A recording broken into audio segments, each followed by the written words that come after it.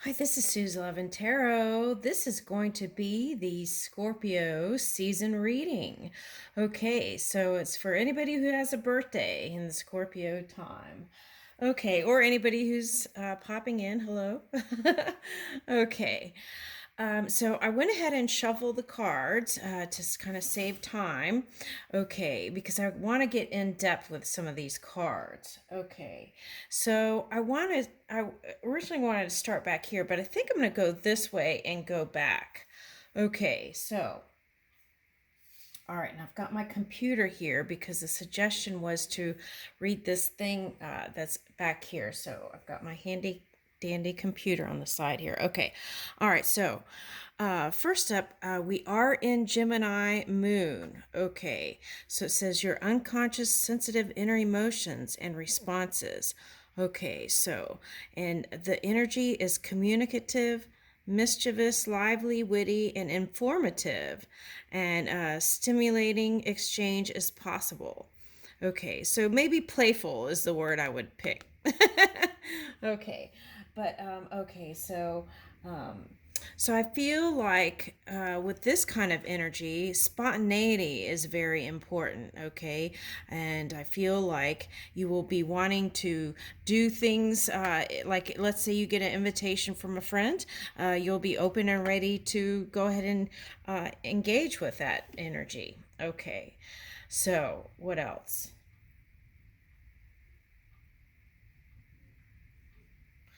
Okay, so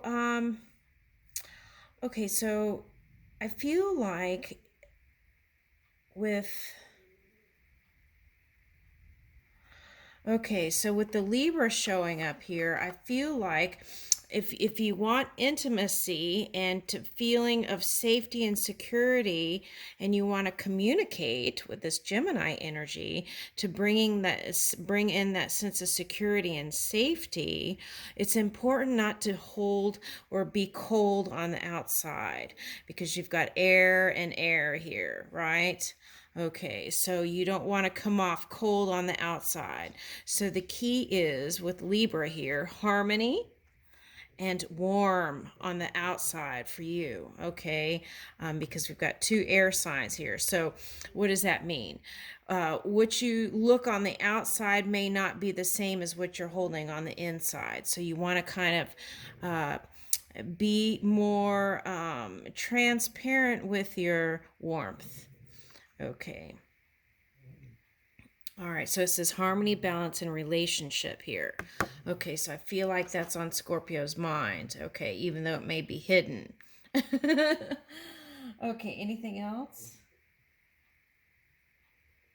Okay, so let's go on. Let's move from the moon. Okay, so, right, so we have Gemini, and then that goes into the Leo, right? Moon after that. So the message here is if you feel like things are feeling kind of cold, even on in your physical reality, okay, when it comes to people, then hang on because the warmth will be come in. Okay, the fire will be coming in next. Okay, so and that will be the moon. So the key is to be in your highest vibration so that you can use that moon as a benefit for you. Okay, so there's that. Okay, yeah, so be the natural you. Okay.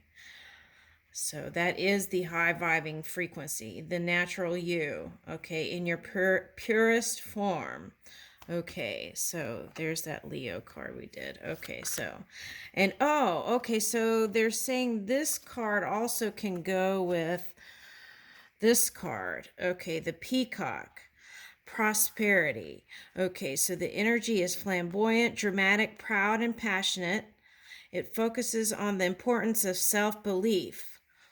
Oh, okay. So make sure that if you're that the appearance on the outside is matching what's going on with the inside. Okay. Ooh, the electricity just went out. That's weird. The storm ended like an hour ago.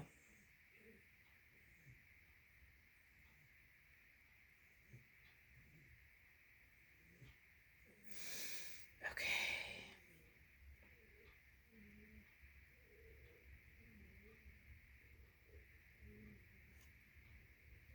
The lights are flickering. Okay, so, all right, so this goes with this too, they said. Okay, self-love,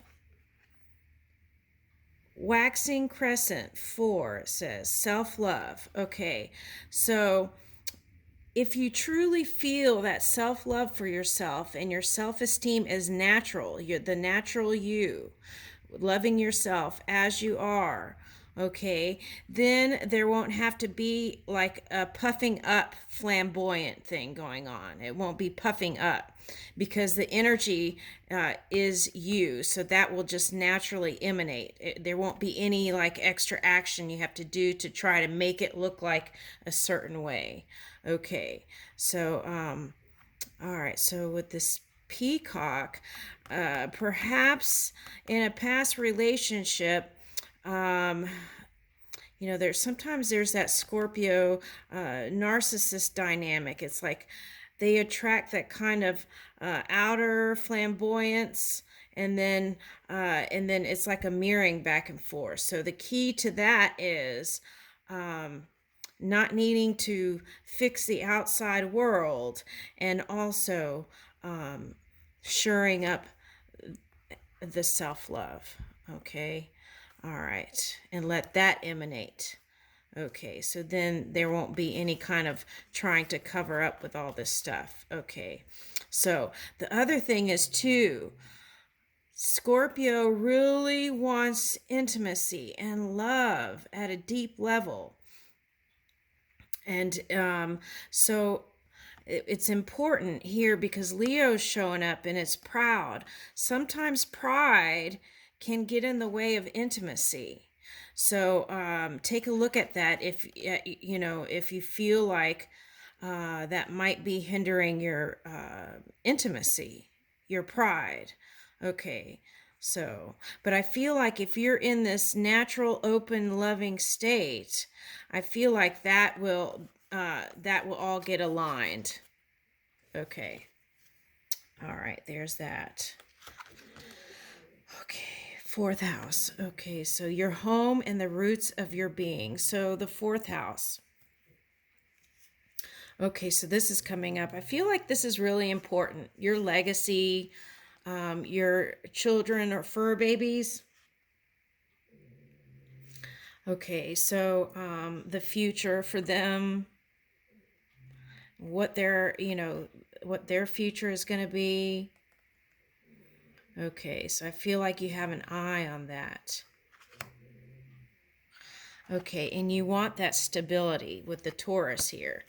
And that goes with the fourth. To me, it's like wanting stability in your fourth house. Okay, so it's like that's why earth energy might be attractive to you, because you like to go steady, and you may not want to do anything sporadic. Okay, so the energy around you shows the abundance of nature. It is rich, earthy, productive, yet relaxed and slow. So that's the key, right? To bring that kind of serenity to your mind. Okay, so what was that? Okay. Okay, so the Taurus is your opposite sign too. So if you feel like let's say in business, no one seems like you're the unicorn. Okay, well, just get comfortable with it, because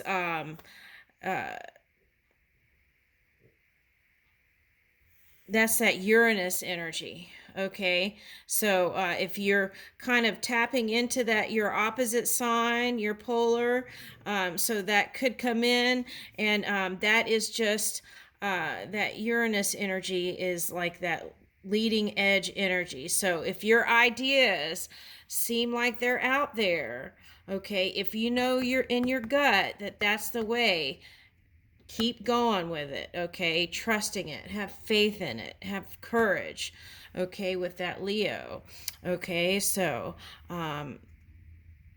that's important, okay?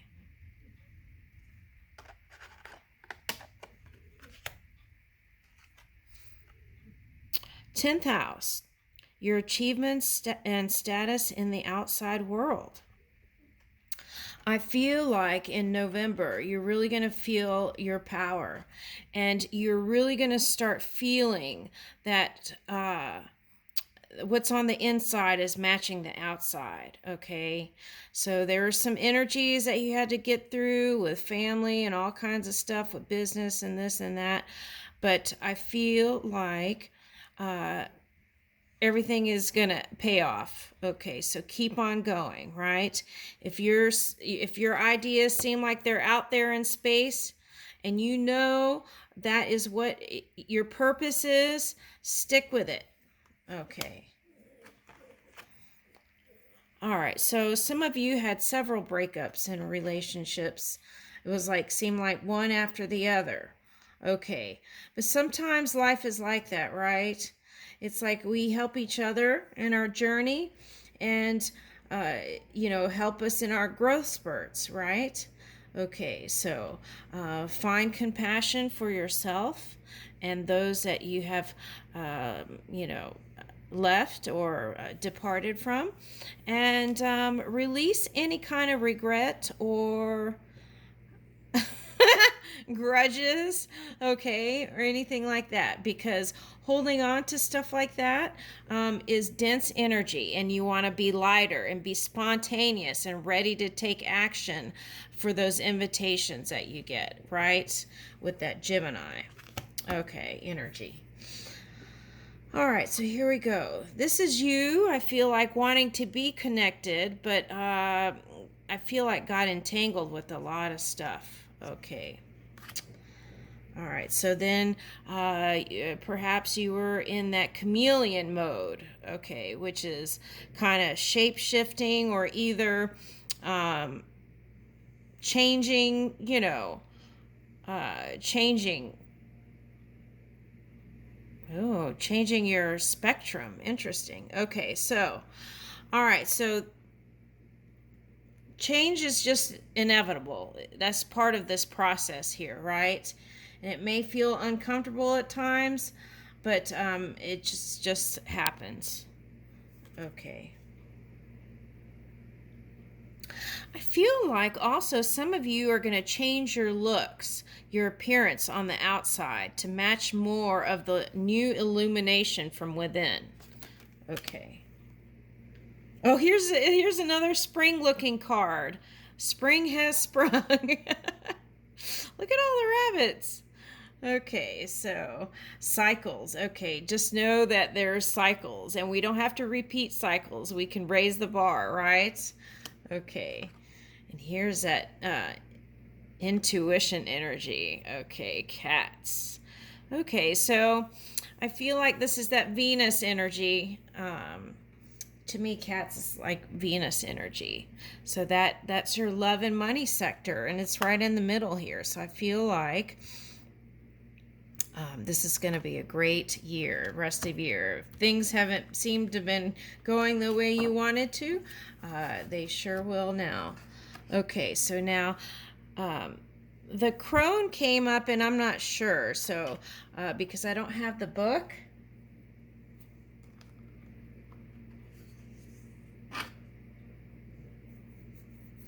Okay, so let me get my computer. Let's see. Oh, okay. So if you want to go to the PDF, there's a PDF that you can. There's a PDF that you can look up, and it's Kim Cran's PDF for these cards if you want to. But I'm going to go over what I get here. Okay, let's see.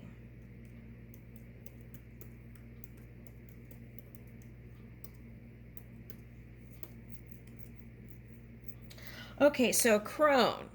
Okay, let's read what crone means. Okay, in folklore, crone is an old woman who may be disagreeable, malicious, or sinister in manner, often with magical or supernatural associations that can make her either helpful or obstructing. The crone is also an archetypal figure, a wise woman. As a character type, the crone shares characteristics with the hag. Okay, so Scorpio, is there a hag in your life? Okay, is there an old woman that you've been that's been getting on your nerves or in your mind? Okay, so those are the kind of things you want to not give them airtime, right? In your mind.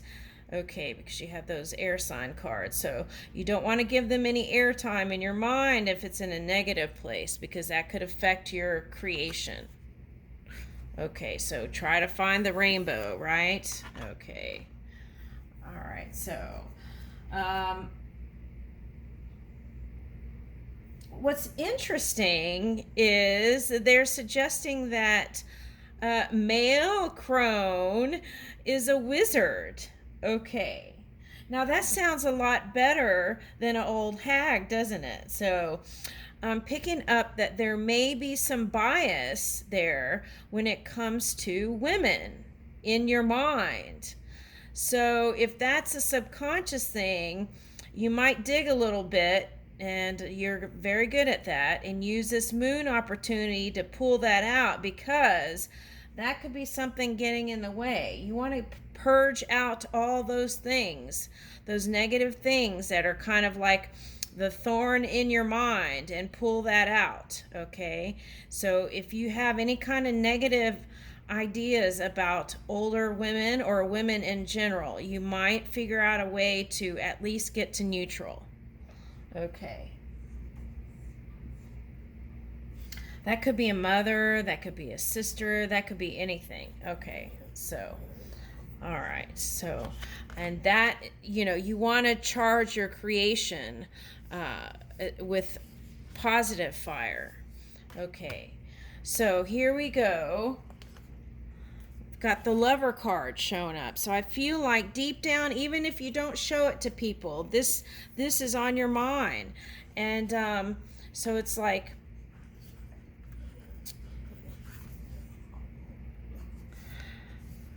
okay, so the crone and the lover was kind of lined up there. So look into that. I don't know if that's mother child issues or what, but try to harmonize. Harmonize is the key word here. And you've got horse. Okay, so this is riding the white horse, the purity. Okay, and freedom. So it's like free your mind so that you can rise. And here is the ring. Okay, and then the fire energy. Okay, so this is looking like Shiva back here, and it says will. So I feel like you're going to use your will to take action, okay, on your power. Okay, so in order to do that, you want to make sure you're aligned so that it's a healthy power, right? Okay, so we'll look at this ring.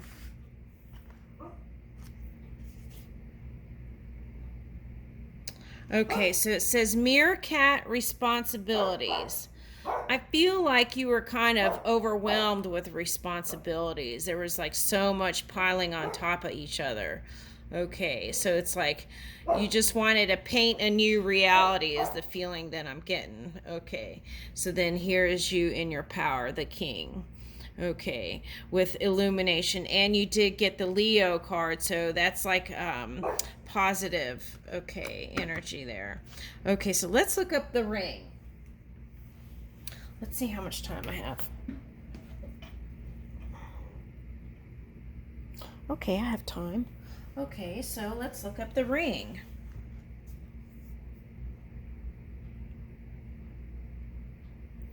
Okay.